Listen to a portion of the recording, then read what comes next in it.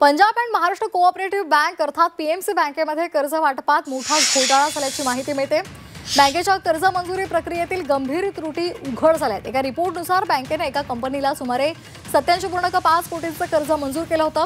मात्र आश्चर्याची बाब ही की ही रक्कम फक्त कागदापुरतीच मर्यादित राहिली। या संदर्भात अधिक माहिती देत आहेत आमचे प्रतिनिधी महेश बागल। महेश, काय नेमका हा घोटाळा आहे आणि या संदर्भात काय कारवाई झाली आहे का? नक्कीच पंजाब अँड महाराष्ट्र कोऑपरेटिव्ह बँकेच्या संदर्भातली आणखीन एक मोठी बातमी समोर येत आहे। हजारो कोटी रुपयांचं घोटाळ्याचं प्रकरण ताजं असतानाच आता याच बँकेमध्ये 87 कोटी रुपयांचं कर्ज मंजूर करताना ते फक्त कागदोपत्री ठेवण्यात आलेलं होतं आणि त्यानंतर याच्यावर व्याज चढून तब्बल 150 कोटींची वसुली करण्याचा तगादा एका पीडित कंपनीला करण्यात आलेला आहे। या प्रकरणी फॉरेन्सिक ऑडिट रिपोर्ट मागवण्यात आला होता, ज्यामध्ये एक निष्कर्ष आता निघालेला आहे की जी व्यवहार जो करण्यात आलेला होता तो प्रशासकीय चूक नसून एक पूर्वनियोजित आर्थिक फसवणूक असल्याचं स्पष्ट झालेलं आहे।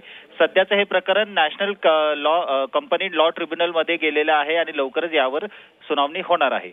अगदी धन्यवाद दिलेल्या माहितीसाठी।